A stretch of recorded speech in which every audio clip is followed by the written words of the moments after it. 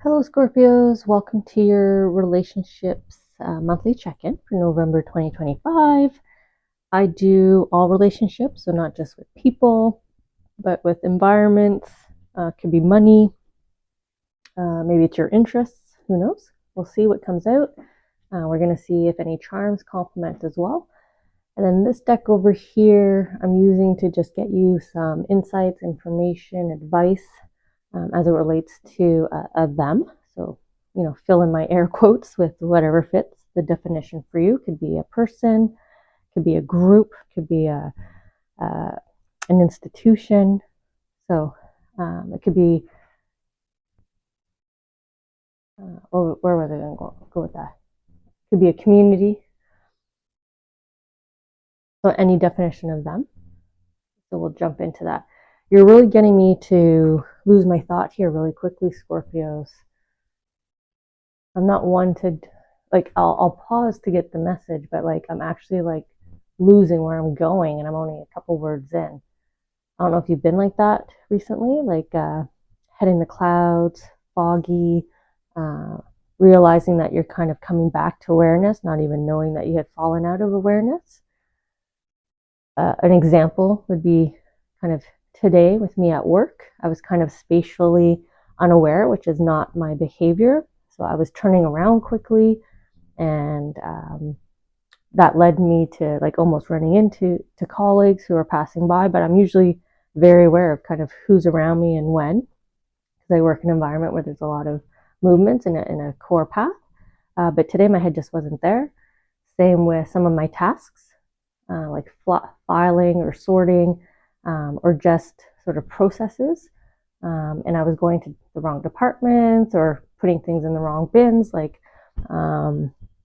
just wasn't with it, right? That's what we call. So my colleagues were laughing, saying, "It's okay, it's Friday, Ashley. We don't expect your head to be in the game all the time." But just wasn't like me. So maybe your head's not fully in the game right now at this time. So maybe let's see why. I do timestamp, so if you just want to skip ahead to the messages, feel free. Otherwise, we'll get into the cards now and the charms and any more kind of initial impressions, I guess, that I'm getting. We look at the Scorpios, connect with your soul energy, your angels, and see what topics of conversation we're going to have today. How are your relationships doing? What are we checking in with?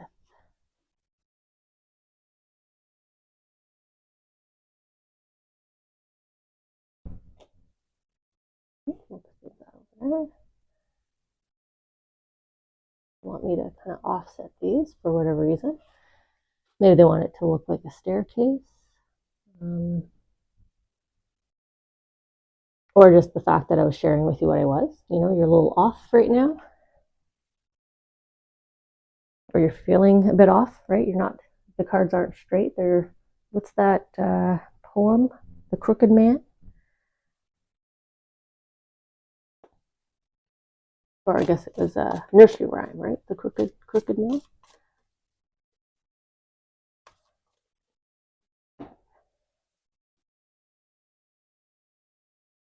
Let's see. We're talking about them. And who is them? And what advice do we have for you? What can be shared? Okay. Oh, looks like I may have hit the camera here. So let's do the charms. We'll see what they want to compliment right out the gate with the spotlight. So I guess we know what card we're going to be starting on. Waiting as they're pushing down the middle there.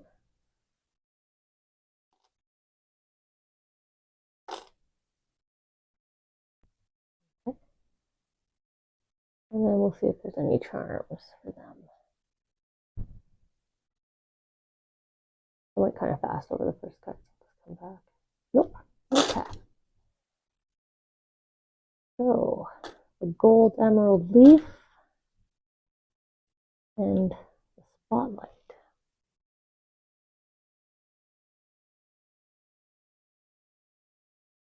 Okay. So we're going to start with you, and then we'll work over to them. So checking in with you. Looking at your relationships, starting with the top card, indicated by the charms. This is my torchlight, spotlight, flashlight, whatever you want to call it. So they're shining a light on you, caution light. Look here, pay attention here, start here. This is important. Needs to be brought to your awareness. And we can see why and who. You got your little canary there, your little yellow light, your little messenger, the one that can see and feel, right? What you can't. That's why we bring the canaries into the minds, I should say. I pronounced that wrong, because they can sense and feel, and they're our visual cue, right, of danger. But in this case, it's where you're headed.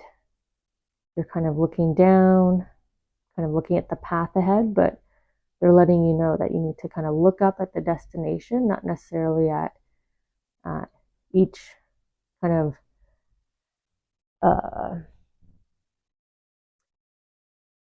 like, I don't know if you're so in the details that's why you're getting lost in the details. Maybe that's why I was trying to share in the initial impressions that the sensation in my head in the clouds, like you're getting lost in the minutia of the details, and they want you to stop, right? The stop light, pause because it's yellow, and take in where you're at. Take in the environment, take in the scenario, take in your successes and achievements to this point, Scorpios. Look where you are, look where you're headed. Look at the good fortune, river of good fortune leading you, right? Following alongside you. Bit of a lift your head up, take a breath, take a pause. It's okay to do that, feel the breeze. Take a rest. Okay, so they're giving you the 5 up cups. And they're immediately drawing me to the hand that's kind of reaching out to, kind of brush her hair, comb her hair, maybe gently tug on her skirt a little bit. Like, hey, I'm here. You know how a child or a pet might come over to you and they feel your energy, or a parent or a partner might just come up behind you and like caress your hair, not realizing that you're lost in thought, right?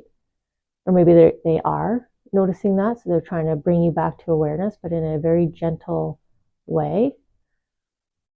So here we are again with like this head fog. You kind of, I don't know if you're daydreaming, maybe you're daydreaming and then they're waking you up. Maybe you're potentially been dealing with lack of sleep, so you're kind of sleepwalking in a sense, in that you're kind of just dragging yourself around, going through the motions, but you're not really there because obviously lack of sleep.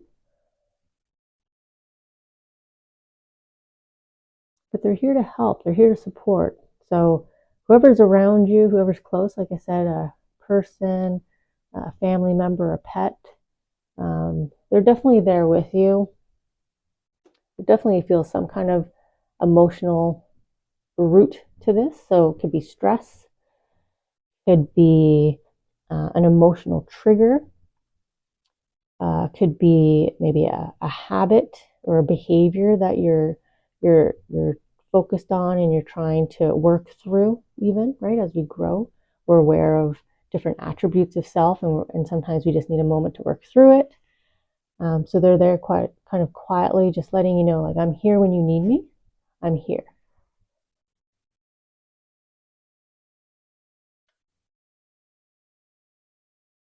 That's a beautiful relationship that you have. because they're very tuned into you. Knight of Swords.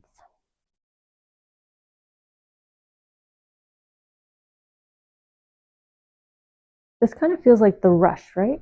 Kind of feels like the same individual here. You saw where you were going, you took a pause, you took it on the landscape, kind of just maybe reset on your plans, right? Again, looked at everything that you accomplished instead of trying to rush everything forward and do it on the fly or do it as you go. Like actually stop, plan, take another look at it, take it all in, and then off you go. Because you took that moment. Now you're ready. Now you can go ahead and rush forward here. Now, what are you rushing forward to? I wonder if this is a decision that's like weighing on your mind, but you're not, you haven't,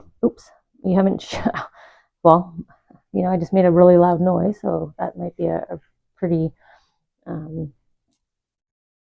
pretty obvious sign that that's a yes, but the choice might be, you might feel like it's your own to make. Could be a career choice that you're trying to think through, but because of the private nature of it, it's not something you can share with others. This moment here feels very personal. Like I said, there's daydreaming, there's, thinking about it instead of sleeping.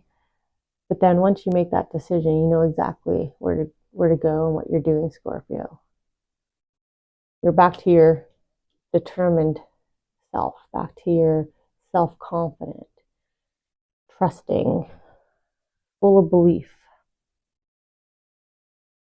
You're heading towards my golden emerald leaf. So this is opulence. This is abundance, prosperity. This is getting what you're going after. So a goal, an achievement, some success, a lifestyle change, maybe a status change, checking something off your bucket list. Well, we have the King of Swords, right? Going from knight to king. Rushing forward to that new position at work, in a relationship, within the family, within the community, and you're embracing it. You took the sword. You're taking it up. Maybe you found like a new place that just really suits you and you never thought it would.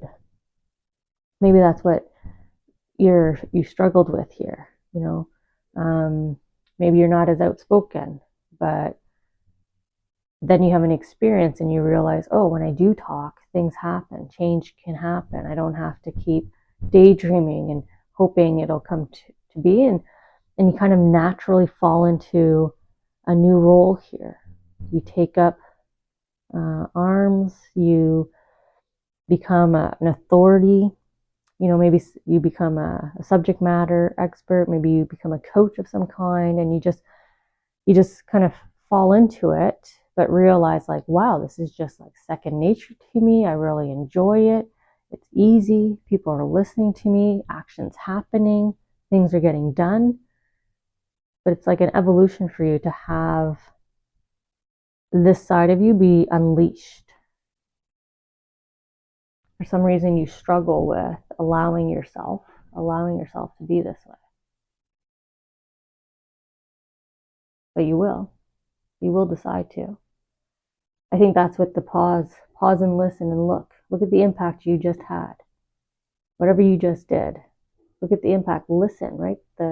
Listen to the air and the breeze, listen to the feedback, feel that impact, and then move forward.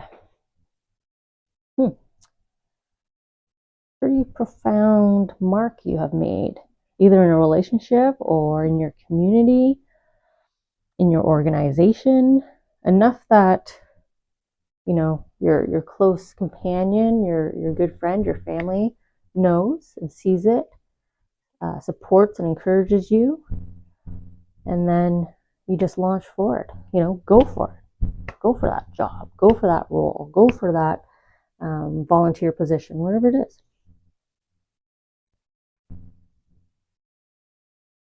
So let's look at them. I'll start here. So we have the page of hazards.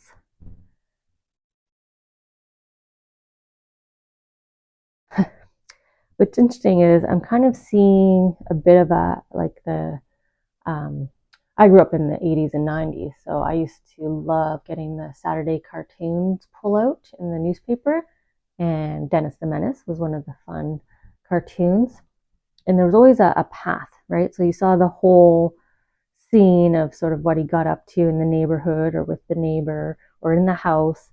And there was always like a black dotted line mapping out the path of where he went, and you kind of followed it in order to follow the story. And that's what I'm seeing here. They're showing me that here with the ankle to the post, and this is kind of like, you know, the mischievous one kind of heading out here, but you've kind of stopped them before they could continue on, very playfully here. So I think this could be someone that either could be like your child or younger to you, maybe a nephew or a friend's child, just someone that you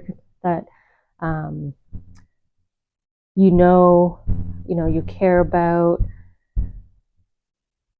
and you have solutions, right? You have the solution for that behavior. They're high energy, or they do have that mischievousness. They're just at that age where they're pushing boundaries or trying new things. They're being curious, but knowing that some of the stuff that they're doing is wrong, but let's see why, mom, dad, aunt, or whatever is saying don't do that.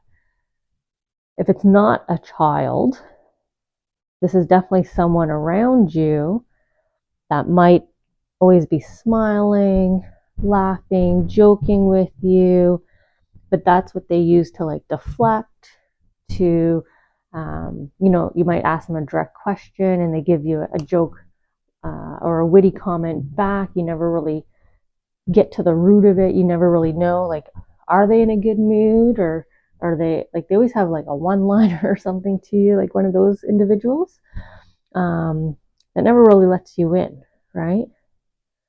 And you're kind of like holding them down, putting them on the spot, going like, no, you're going to talk to me about this. Like, no one-liners, no jokes, or jokes aside, like, let's talk about this.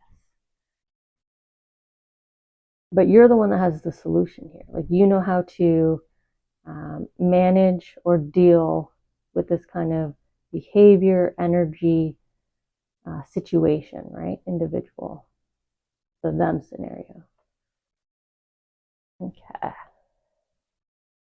We have the Fool. I like this one because obviously he's going to visit his dead partner there, who's now a zombie, but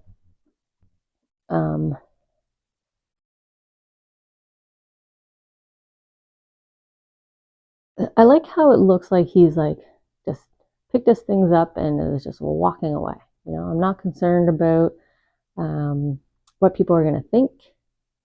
I'm not concerned about what happens when I leave here, right? He's just heading on out of the cemetery. He's not waving back to these people waving at him. He's just like, yep, I'm out of here. See you later. This could be you heading into day one of retirement. In terms of them, right? This is like, them would be your company. Like, I'm leaving the organization, I'm leaving the industry, I'm heading into retirement. Or, adios, I gotta go handle this situation here, right? So, you're being called in as reinforcements. You're the expert, as I was saying. Or it's this new role. You're like, yes, here's my proof. Here's the example of where I helped, right? Here's what they wanted you to pause and see. Look, we chained it down for you even so that you could see it. This is what you did. You're in the newspaper, right? You're in the news. Look what you did. and you're like, yep, I'm out of here. I'm going to go do this. You know, someone needs my help, or people need my help. So the situation needs my help. So it's kind of like them is calling to you, and you're going to respond. And we have Page of Swords. Yeah, look at you coming in with your tool, right? It's like you got a house call. You're like, yeah, I'm coming in. Maybe this is you breaking free in terms of like freelancing, consulting, starting your own business, right? Now you're eliminating the higher ups, the institution. You have proof in the pudding that you can do it. So you're like, yes, I'm going to go ahead and do it. And you do. Like you get called, you're showing up, you're lending your expertise. I don't know why it's so heavy with children. Like they're drawing me into the child's picture back here with Dennis the Menace and the cartoons and the drawing. Maybe right now you're feeling a pull to do work with children, or do some kind of work that will benefit the next generation. You know, if you're a scientist, I don't know. Maybe you're inventing something, right? You leave to protect your IP. No, this was my idea. I tested it out. It's my idea. You don't get to have it. You don't get to package it. You don't get to parcel it. That's not what my heart wanted it to do. That's not why I did it. So you apply it yourself. This is like you owning it and everyone supporting you and recognizing you and saying, yes, you're the one that I want coming in to help me with that. Big man, woman on campus, as they say, top dog. I just like how confident you are in the level of awareness and knowledge of the strength that you have, the capability in this space. You know, your ability to solve everything, make everything better, make everything function and work together, be complementary. So I'm going to look forward to connecting in with you guys next month. And let's see what this story is. I'm really curious of who you're becoming here, right? The King of Swords. Who are you becoming? Look at this abundance. Especially when you cut these people out, right? Cut them out, and the money just flows directly to you. Why should it go to them? They're doing it in an unethical way, maybe. Maybe it doesn't agree or align with your values, right? That's why you're struggling up here. Oh my God. Like I just don't agree, but am I the one that speaks out? It's like, yes, you are. Look at your proof. When you do, look what happens.